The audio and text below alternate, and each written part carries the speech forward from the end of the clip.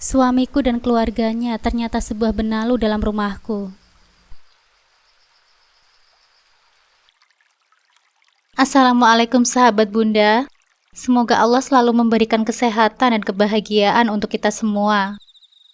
Buat sahabat Bunda yang sudah subscribe, semoga rezekinya dilancarkan ya. Amin ya robbal alamin.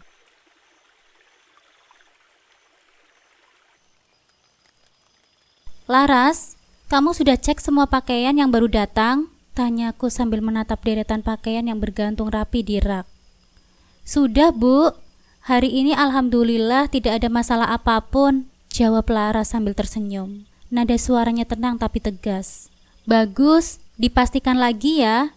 Jangan sampai ada yang lolos dari pengawasan sebelum dijual, terutama kualitasnya, kataku dengan nada yang cukup serius. Kualitas selalu menjadi prioritas utama dalam bisnis yang sudah kujalani bertahun-tahun ini. Iya Bu, Laras mengangguk. Oh iya, nanti jam 3 kamu ikut saya ya. Kita mau menemui Pak Robi, langganan tetap kita. Aku melangkah menuju bagian kasir sambil memikirkan berbagai agenda yang menanti hari ini. Siap Bu, jawab Laras, mengikuti langkahku dengan penuh semangat. Namaku Inaya. Seorang wanita berusia 35 tahun yang sukses menjalani bisnis pakaian muslim. Aku membangun usaha ini bukan sesuatu yang mudah. Terutama banyak yang mengira kesuksesan yang aku capai semata-mata karena latar belakang keluargaku yang kaya. Tetapi mereka tidak tahu perjuanganku di balik semua itu. Aku memutuskan sejak awal bahwa aku tidak bergantung pada warisan keluarga atau bantuan kedua orang tuaku. Aku ingin berdiri di atas kakiku sendiri dan membuktikan bahwa aku bisa membangun sesuatu yang menjadi milikku.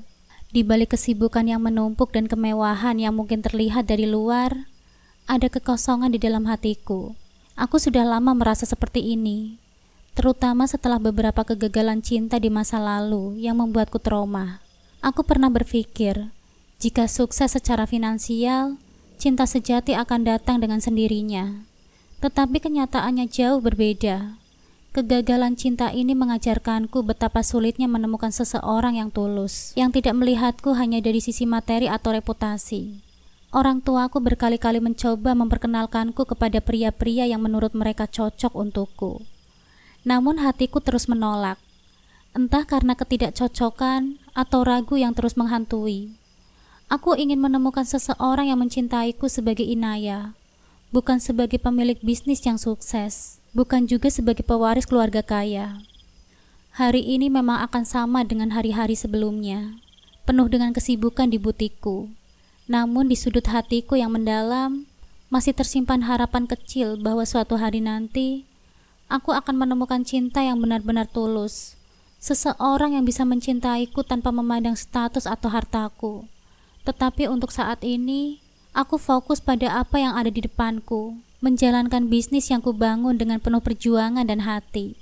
Jika menilik ke belakang, kesuksesanku menjadi pemilik butik pakaian muslim ternama bukanlah sesuatu yang datang dengan mudah. Perjalanan yang kutempuh panjang dan penuh dengan perjuangan. Jika mengingat kembali masa-masa awal, aku tersenyum pahit membayangkan betapa kerasnya usaha yang kutempuh untuk berdiri di posisiku sekarang. Aku memulai bisnis ini dari sesuatu yang mungkin terlihat sepele bagi sebagian orang. Berawal dari kegemaranku mendesain pakaian muslim modern. Aku memiliki mimpi besar untuk menghadirkan busana muslim yang elegan namun tetap santun. Di tahun-tahun awal, usaha ini seperti roda yang belum menemukan jalannya. Aku menghadapi penolakan demi penolakan dari berbagai butik besar. Beberapa di antaranya bahkan tak segan-segan mengatakan desainku kurang menarik dan belum memenuhi standar. Rasa sakit hati itu mungkin sulit kulupakan, tapi justru menjadi dorongan untuk membuktikan diri.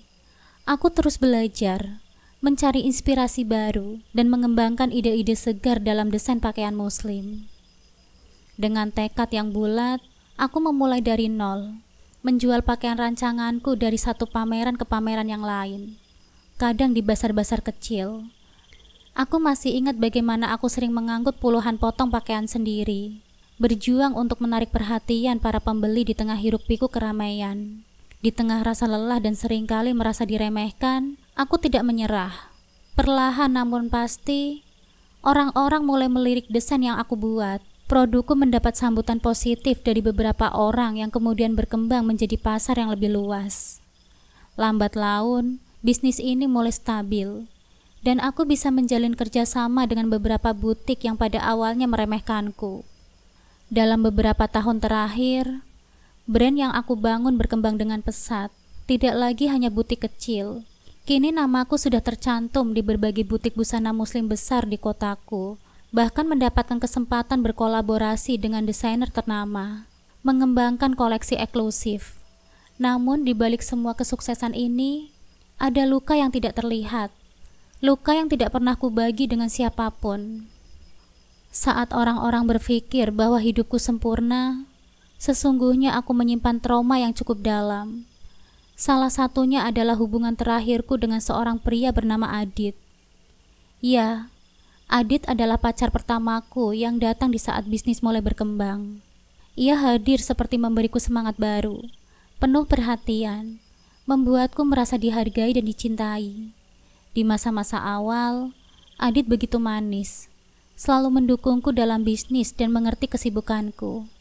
Tapi seiring berjalannya waktu, sikapnya mulai berubah. Perlahan aku mulai melihat sisi lain dari dirinya. Adit ternyata hanyalah tertarik pada kesuksesanku. Dan yang lebih menyakitkan, dia tidak segan-segan mempermainkan hati perempuan lain, termasuk aku. Aku merasa bodoh, telah membiarkan diriku percaya padanya, bahkan hampir saja memperkenalkannya pada keluargaku. Ketika akhirnya aku mengetahui semua itu, dunia terasa runtuh. Siang itu aku sedang berada di pusat perbelanjaan bersama Laras karyawanku, untuk survei model pakaian baru yang tengah menjadi tren. Di tengah kesibukanku, pandanganku terpaku pada sosok yang sangat aku kenal, Adit, pria yang selama ini kuberi kepercayaan sepenuhnya. Senyumku perlahan menghilang saat dia tengah berjalan berdua dengan seorang wanita, bergandengan tangan mesra sambil tertawa lepas, seolah tidak peduli dengan orang-orang di sekitar. Jantungku terasa berhenti, dan aku hanya berdiri terpaku, mencoba memastikan bahwa apa yang aku lihat memang kenyataan. Setiap langkah Adit dan wanita itu semakin mendekat ke arahku, seperti ada dorongan dalam diri untuk segera berbalik, lari menjauh dan menghindari pertemuan yang pasti akan menyakitkan. Namun sesuatu dalam diriku menahan langkah itu. Aku tetap berdiri, ingin tahu seberapa besar kebohongan yang telah disembunyikannya selama ini. Mungkin sebagian dari diriku masih berharap bahwa ini semua hanyalah kesalahpahaman. Ketika jarak kami sudah cukup dekat, Adit akhirnya melihatku. Wajahnya yang semula penuh dengan senyuman, kini berubah tegang dalam sekejap. Dia berhenti, begitu pula dengan wanita di sampingnya yang menatapku dengan bingung. Untuk sesaat, hanya ada keheningan di antara kami. Aku mencoba menahan perasaan yang bergemuruh di dadaku dan memasang wajah setenang mungkin, walaupun rasa ini ingin berteriak sekeras-kerasnya. Adit, siapa dia? Tanyaku pelan namun penuh tekanan. Suaraku terdengar dingin bahkan untuk diriku sendiri. Adit nampak gelagapan, mencari kata-kata untuk mengelak. Namun sikapnya yang ragu sudah menjawab semuanya. Wanita di sampingnya memandangku dengan ekspresi bingung yang lantas berubah menjadi tatapan curiga ke arah Adit. Rasa sakit yang kurasakan semakin mendalam, melihat betapa mudahnya ia mempermainkanku, berpura-pura menjadi pasangan yang setia selama ini. Ini bukan seperti yang kamu pikirkan, Naya, katanya dengan suara bergetar. Bukan seperti yang aku pikirkan. Aku menahan diri agar tidak berteriak. Aku melihatnya sendiri, Adit. Apalagi yang kamu sembunyikan dariku? Wanita di sampingnya nampak mulai sadar apa yang sebenarnya telah terjadi. Ia melepaskan tangannya dari genggaman Adit dan melangkah menjauh sedikit, memperhatikan kami berdua dengan raut wajah yang penuh kekecewaan. Adit masih mencoba berkata sesuatu, membela diri, namun semua kata-katanya terdengar kosong di telingaku. Saat kamu bilang sibuk dan tidak bisa menemaniku, ternyata kamu dengan dia, tanyaku, lebih kepada diriku sendiri. Tiba-tiba semua janji dan kata-katanya terdengar seperti kebohongan belaka. Aku mengingat malam-malam saat aku bekerja keras, menyisihkan waktu untuknya. sementara dia ternyata sibuk bermain-main dengan wanita lain. Aku bisa jelaskan, Ayah, katanya putus asa. Tidak perlu dijelaskan, Adit, jawabku dengan cepat. Merasakan hatiku mulai beku. Aku sudah tahu semuanya sekarang. Aku berbalik, meninggalkan Adit dan wanita itu tanpa sepatah kata pun. Rasanya seperti baru saja menelan kepahitan yang selama ini kusembunyikan di balik kepercayaan dan kasih sayang yang kuberikan untuknya. Aku berjalan keluar dari pusat perbelanjaan dengan hati yang hancur, berjanji pada diriku sendiri untuk tidak lagi membiarkan siapapun masuk dengan mudah ke dalam kehidupanku. Setelah hari itu, aku tahu bahwa ada luka yang mungkin tak akan pernah benar-benar sembuh, tapi juga menjadi pelajaran yang berharga. Luka yang aku terima karena Adit tak hanya membuatku lebih kuat, tapi juga lebih waspada. Namun tanpa aku sadari, luka ini juga menimbulkan dinding yang tinggi di sekitar hati, membuatku takut untuk kembali percaya pada orang lain, dan mungkin takut untuk mencintai lagi. Orang tuaku adalah sosok yang sangat mendukungku. Mereka memang berasal dari keluarga yang kaya raya. Namun mereka selalu bangga melihat aku berjuang sendiri tanpa mengandalkan kekayaan mereka. Meskipun begitu, satu hal yang sering menjadi sumber perdebatan adalah pernikahan. Ibu dan ayah ingin aku segera menikah dan memiliki keturunan, terutama karena usia yang sudah tidak lagi muda. Aku mengerti kekhawatiran mereka, namun ketakutanku akan cinta membuatku selalu menolak perjodohan yang mereka tawarkan. Salah satu perjodohan yang mereka coba jalin adalah dengan Gilang, anak teman ayahku. Gilang bekerja sebagai seorang pengacara sukses dan cukup terpandang di kalangan keluarga. Saat aku pertama kali berkenalan dengannya, aku berusaha untuk membuka diri dan memberinya kesempatan. Namun seiring pertemuan demi pertemuan, aku mulai merasakan bahwa Gilang bukanlah sosok yang tepat. Meski pintar dan sukses, ia sangat kaku, bahkan temperamental. Seringkali ia mengabaikan pendapatku dan cenderung merasa bahwa dirinya yang selalu benar. Sifatnya yang ringan tangan juga membuatku semakin hilang respek padanya. Malam itu aku duduk di ruang keluarga bersama ayah dan ibuku, mencoba menyusun kata-kata untuk menjelaskan apa yang kurasakan. Sudah beberapa bulan aku menjalin perjodohan dengan Gilang. Namun semakin lama, aku menyadari sisi lain dari dirinya yang membuatku ragu untuk melanjutkan hubungan ini. Ayah membuka pembicaraan lebih dulu. Inaya, ayah lihat, kamu sudah tak lagi berkomunikasi dengan Gilang. Apa kamu ada masalah? Ayah dan ibu sangat berharap kalau kamu bahagia dengannya. Aku menelan ludah, kemudian menghela nafas panjang. Ayah, ibu, aku sudah berusaha. Sungguh. Tapi Gilang bukan seperti yang kita kira. Ibu nampak bingung dan sedikit cemas. Apa maksudmu, Nak? Gilang itu kan baik, bertanggung jawab, punya pekerjaan yang bagus. Apa yang kurang darinya? Aku menunduk, mencoba mencari kekuatan untuk menjelaskan semuanya. Dia memang baik dan sopan saat bersama ayah dan ibu, tapi saat berdua denganku, dia itu berbeda. Gilang itu temperamental, Bu. Mudah sekali marah, bahkan pada hal-hal kecil. Dan sikapnya yang ringan tangan, Bu. Ayah nampak terkejut, lalu mengerutkan dahinya. Apa benar itu semua, Inaya? Selama ini, dia tidak pernah menunjukkan sikap seperti itu di hadapan kami. Karena dia memang pandai menutupinya, Ayah. Aku sudah melihat sisi lain dari Gilang yang membuatku takut. Kataku, suaraku sedikit bergetar. Ibu meraih tanganku, mencoba menenangkanku. Inaya, kalau memang itu yang terjadi, kenapa kamu tidak bilang dari awal? Ayah dan ibu tidak pernah ingin kamu merasa tertekan dalam hubungan ini. Awalnya aku pikir itu hanyalah sementara, Bu. Tapi semakin kesini, sikapnya semakin parah. Dia bahkan pernah marah besar hanya karena aku terlambat beberapa menit saat bertemu dengannya. Aku tidak bisa membayangkan hidup dengannya di masa depan. Aku takut akan jadi lebih buruk jika kami benar-benar menikah, Bu. Kataku dengan lirih, berusaha menahan air mata. Ayah terdiam sejenak, lalu menatap ibu, seolah meminta persetujuan. Bu, bagaimana menurutmu? Ibu mengangguk dengan tatapan yang penuh kasih padaku. Inaya, kamu adalah anak kami yang paling kami cintai. Kalau kamu tidak merasa bahagia, kami tidak akan memaksa perjodohan ini. Kami akan bicara pada orang tua Gilang dan menjelaskan bahwa hubungan ini sebaiknya tidak dilanjutkan. Aku menghela nafas lega. Merasa beban yang selama ini kupikul akhirnya terlepas. Terima kasih ayah, ibu.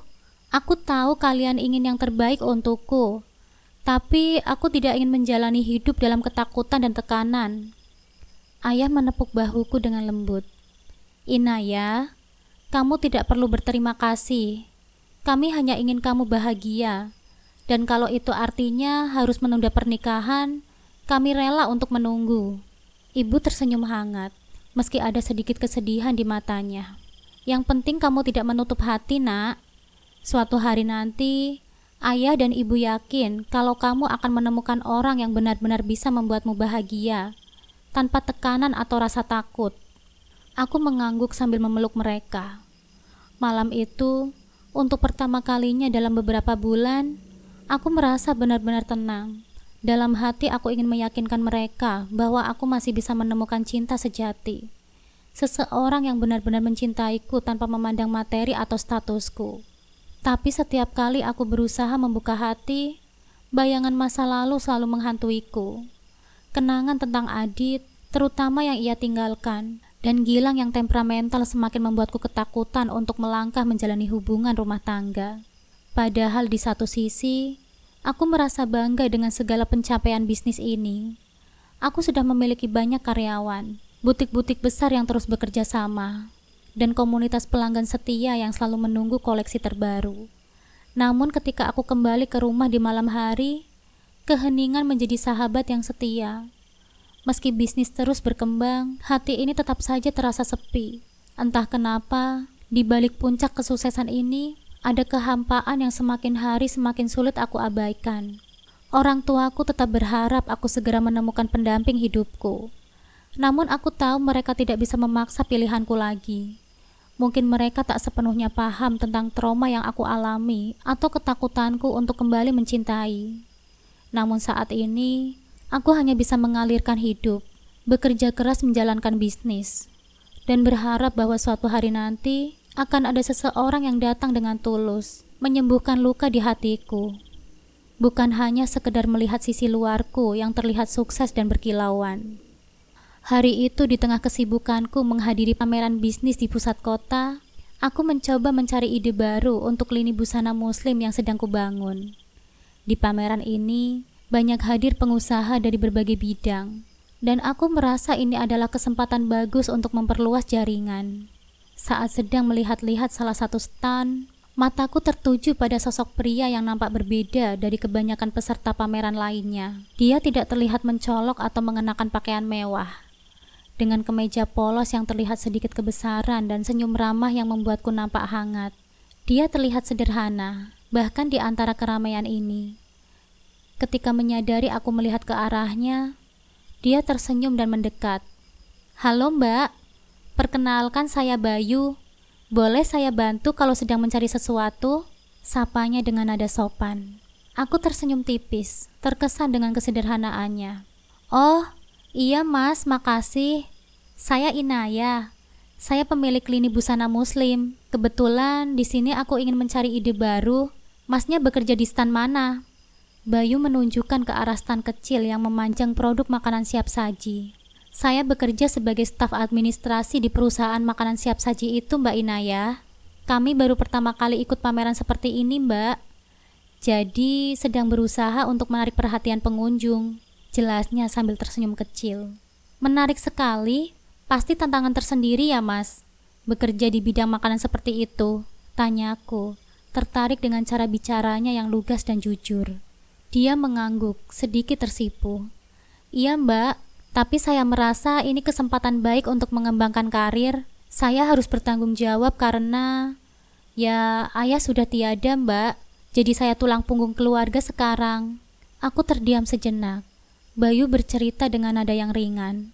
Tapi aku bisa merasakan berat tanggung jawab yang ia pikul di balik kalimat sederhana itu. Ada ketulusan dalam caranya berbicara. membuatku merasa nyaman untuk terus mendengarkan.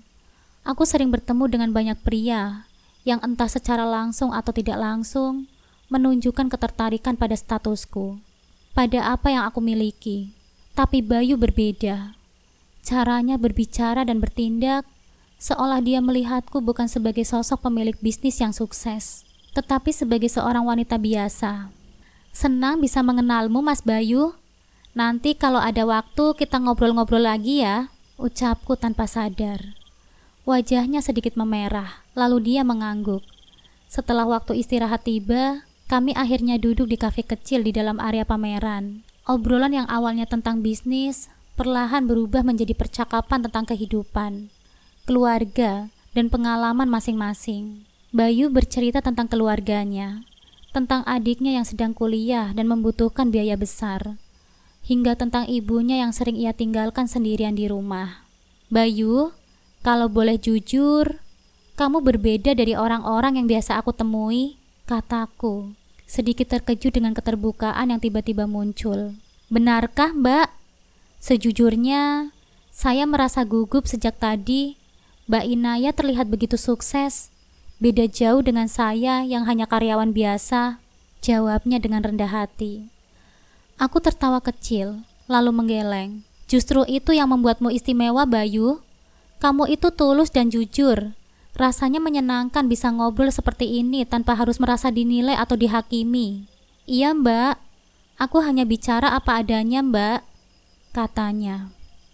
Bayu, kamu jangan panggil aku Mbak lah. Panggil aku Inaya aja, biar lebih akrab, kataku sambil tersenyum. Iya, Inaya, katanya sambil tersipu malu. Obrolan kami berlangsung cukup lama hingga waktu terasa begitu cepat berlalu. Aku tidak menyangka bisa begitu menikmati waktu bersama Bayu, seseorang yang baru saja aku temui. Kehadirannya seolah memberikan kesejukan dalam hidupku yang selalu penuh dengan tekanan. Dia membuatku merasa kembali menjadi Inaya yang biasa, bukan Inaya yang selalu diukur dari bisnis dan kesuksesan. Sebelum kami berpisah, kami sempat bertukar nomor telepon agar bisa berkomunikasi lagi nanti. Beberapa bulan setelah pertemuan kami di pameran itu, hubungan kami semakin dekat. Bayu hadir dalam kehidupanku dengan cara yang berbeda dari siapapun sebelumnya. Di setiap komunikasi yang kami bangun, baik melalui telepon maupun bertemu langsung, dia selalu membawa ketenangan yang membuatku nyaman. Seolah-olah aku bisa menjadi diriku sendiri tanpa perlu menyesuaikan dengan standar orang. Di saat-saat aku merasa lelah karena urusan bisnis, Bayu ada di sisiku, mendengarkan ceritaku dengan penuh perhatian tanpa pernah menyinggung soal pekerjaanku. Baginya, aku hanyalah Inayah, bukan sosok pemilik lini busana ternama atau seorang yang sukses. Dia tidak pernah terlihat terkesan dengan statusku atau ingin tahu lebih dalam tentang hal-hal yang sering memikat orang lain. Ketulusan itu adalah alasan terbesar mengapa aku merasa bahwa Bayu sungguh berbeda dari siapapun yang pernah hadir di dalam kehidupanku. Suatu malam, ketika kami duduk di sebuah restoran kecil yang sering kami datangi, Bayu menggenggam tanganku dengan lembut. Wajahnya serius, namun penuh dengan kelembutan yang membuat jantungku berdegup kencang. Inaya, aku tahu ini mungkin terdengar cepat, ujarnya dengan nada lembut. Tapi selama kita bersama, aku merasa menemukan sesuatu yang selama ini ku cari. Kamu adalah orang yang tulus, dan aku tidak ingin kehilangan kesempatan untuk bisa menjaga dan mencintaimu sepenuh hatiku. Aku terpaku, menatap matanya yang berbinar tulus. Kata-katanya menggema di pikiranku. Setelah semua yang telah terjadi di masa lalu, aku seolah-olah tidak pernah berharap menemukan sosok yang benar-benar mencintaiku dengan apa adanya. Tapi Bayu datang dengan cara yang tidak terduga. Aku merasakan kehangatan dan kenyamanan yang langka. Aku mencintaimu, Inaya. Aku ingin menghabiskan sisa hidupku bersamamu. Maukah kamu menikah denganku? Lanjutnya. Di tengah keheningan yang mendalam, aku hanya bisa terdiam. Sejujurnya dalam hatiku, aku menyimpan ketakutan dan keraguan. Bayangan Adit, pria yang dulu menghancurkan kepercayaanku dengan mempermainkan perasaanku demi keuntungan pribadi, masih membayangiku. Namun Bayu telah mengubah banyak hal dalam diriku. Dia selalu ada di saat-saat sulit, di saat aku merasa paling rapuh. Tanpa sadar, aku merasa percaya padanya. Dan bahkan lebih dari itu, aku menginginkannya dalam hidupku. Akhirnya aku tersenyum dan mengangguk pelan. Iya Bayu, aku juga siap untuk menjalin hubungan rumah tangga denganmu. Bayu tersenyum lebar, lalu menggenggam tanganku dengan lebih erat. Terima kasih Inaya, aku berjanji akan selalu ada untukmu. Aku tahu kamu sudah banyak melalui banyak hal yang berat. Bersama-sama kita akan saling menguatkan. Dalam hati, aku merasa telah menemukan cinta yang selama ini aku cari. Entah apa yang akan terjadi nanti. Tapi saat itu, aku hanya ingin mempercayai ketulusan Bayu. Aku ingin memulai hidup baru dengannya, membangun masa depan bersamanya. Keesokan harinya, aku mengajak Bayu untuk bertemu dengan kedua orang tuaku. Rasanya campur aduk antara gugup dan semangat. Ayah dan ibuku selama ini selalu mendesakku untuk segera menikah. Tetapi perkenalanku dengan Bayu yang sederhana mungkin akan menjadi ujian bagi mereka. Aku tahu orang tuaku sangat mendambakan seseorang yang mampu mendampingiku dan juga memberikan rasa nyaman. Namun aku percaya Bayu adalah orang yang tulus. Sosok yang benar-benar bisa menjadi pelengkap dalam hidupku. Aku merasa ada sedikit rasa tegang. Mungkin karena ini adalah pertama kalinya aku membawa seorang pria yang benar-benar serius ingin aku nikahi. Saat kami masuk, kedua orang tuaku menunggu di ruang tamu dengan tatapan yang serius. Bayu terlihat tenang dan penuh percaya diri. Dia menyalami ayah dan ibuku dengan sopan, memperkenalkan dirinya dengan cara yang penuh hormat. Orang tuaku membalasnya dengan senyuman kecil, tapi aku tahu ada keraguan di balik tatapan mereka. Setelah beberapa percakapan basa-basi, ayahku memulai pembicaraan yang lebih serius. Bayu, kami senang bisa bertemu denganmu, ujar ayah sambil menatapnya tajam. Tapi tentu saja, sebagai orang tua, kami hanya ingin yang terbaik untuk Inaya. Kamu tahu dia sudah bekerja keras untuk meraih apa yang dia miliki sekarang. Bayu mengangguk dengan pelan, mengerti maksud ayahku. Saya paham, Pak. Inaya adalah sosok yang luar biasa. Saya benar-benar menghargai semua pencapaian dan usaha kerasnya selama ini. Saya tidak ingin menghancurkan apa yang sudah dia bangun, tapi ingin menambah kebahagiaan dalam hidupnya.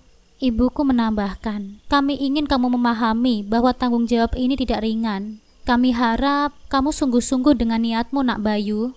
Bayu tersenyum tenang, dan jawabannya membuatku semakin yakin. Saya memahami kekhawatiran bapak dan ibu. Saya memang tidak bisa menawarkan kemewahan, tapi saya bisa berjanji akan selalu mendukung Inaya, mencintainya dengan tulus, dan menjaga kebahagiaannya. Saya juga tahu posisi saya, dan saya ingin menunjukkan bahwa saya akan berusaha menjadi pasangan yang setara baginya. Kata-kata Bayu sepertinya mampu sedikit meluluhkan hati orang tuaku. Aku melihat ibu menatapku, dan untuk pertama kalinya, kulihat sebuah persetujuan dalam pandangannya. Meskipun masih ada sedikit keraguan, tapi pada akhirnya orang tuaku menyetujui pernikahan ini. Bagi mereka, yang terpenting adalah aku bisa menemukan kebahagiaan dan tidak lagi sendirian. Ayah menghela nafas, lalu berkata, "Baiklah Bayu, kami menyetujui rencana kalian untuk menikah. Kami hanya berharap kamu akan menjaga Inaya dengan baik."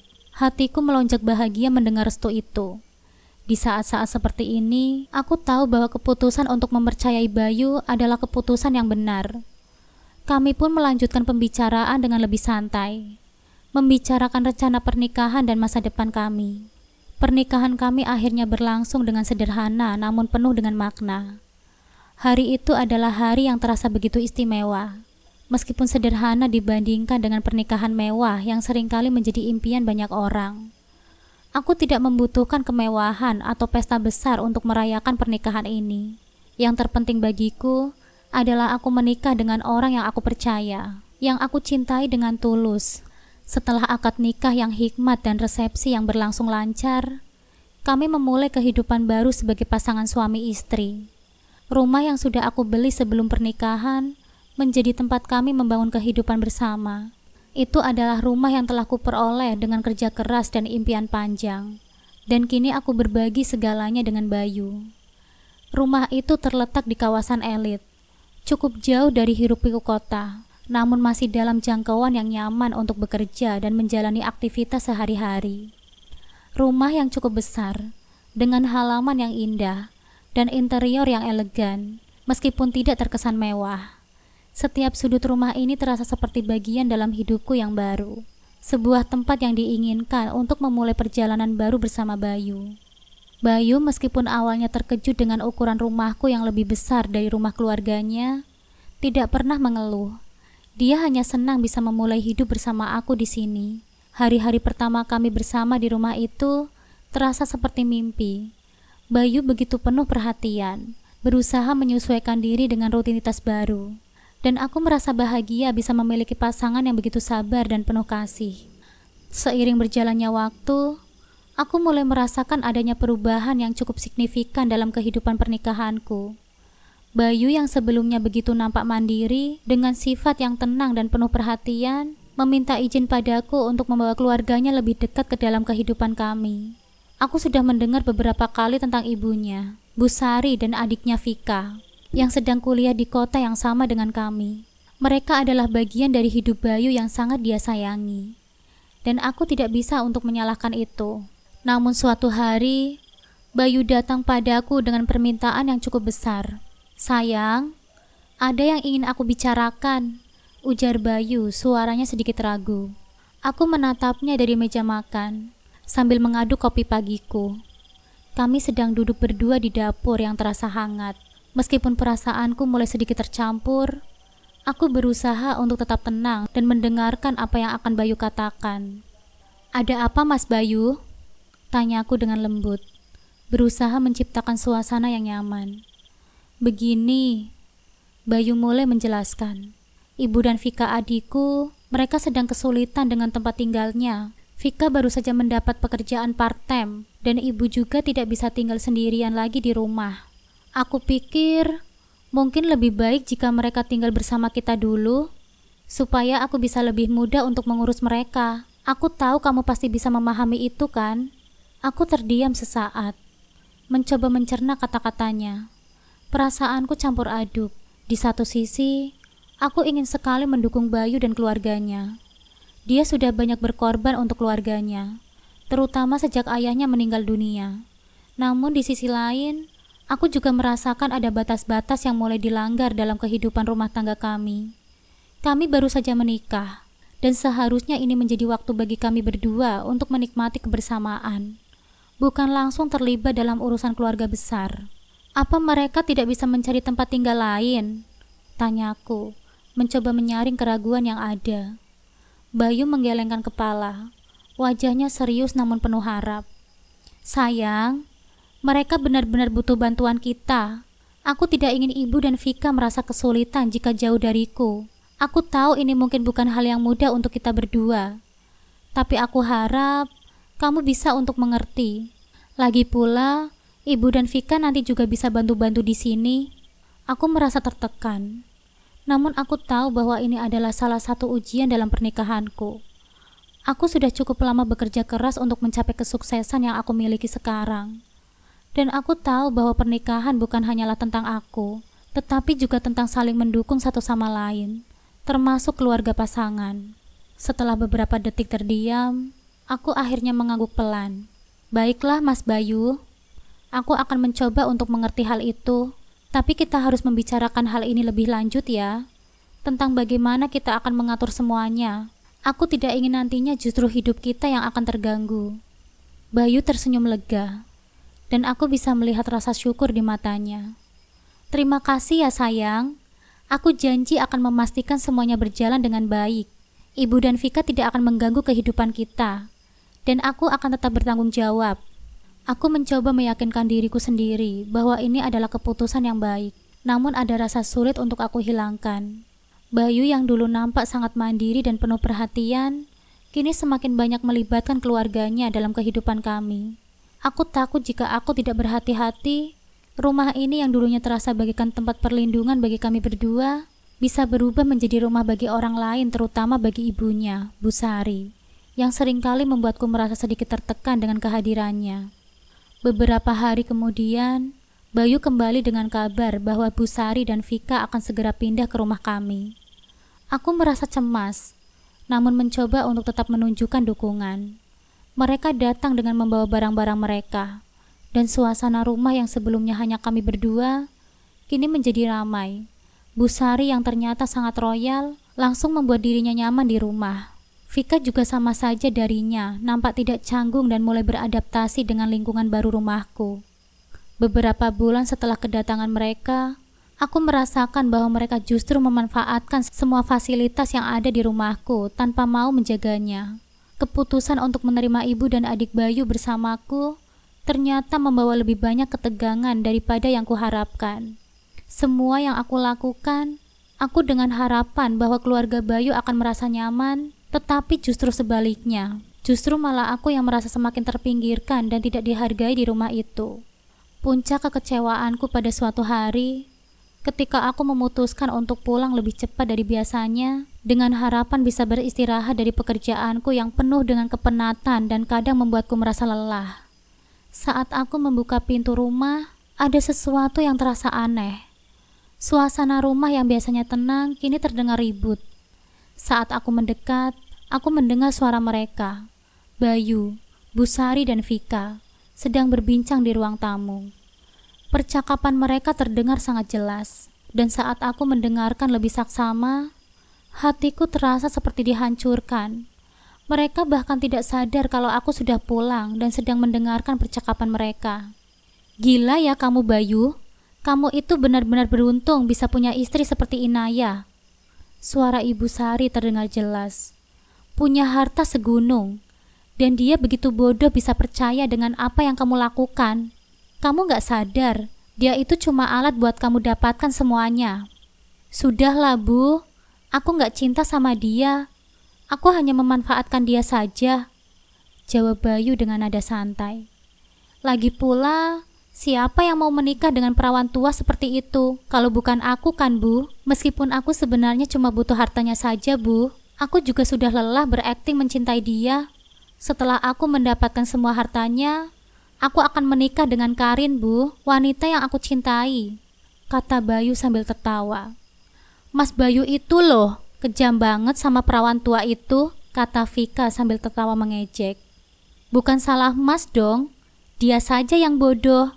Begitu mudahnya percaya pada kata-kata manisku, kata Bayu sambil tertawa. Aku terdiam di balik pintu, mulutku tercekat, tak bisa berkata apa-apa.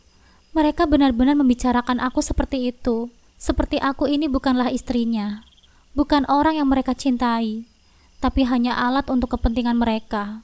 Dan yang lebih menyakitkan lagi, Bayu suamiku yang aku kira begitu mencintaiku, ternyata hanya memanfaatkanku. Aku merasa tubuhku lemas, seperti baru saja diterjang gelombang besar yang menghantam tanpa ampun.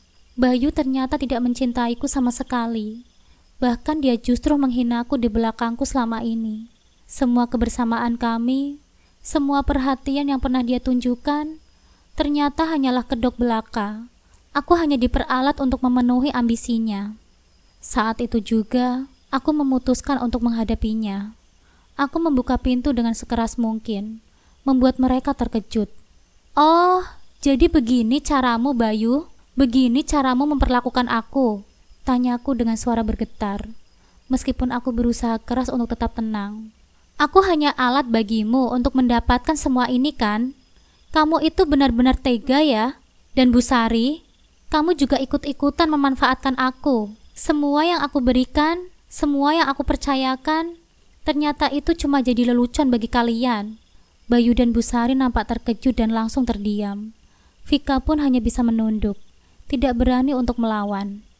Aku benar-benar bodoh ya, sambungku dengan emosi yang meledak.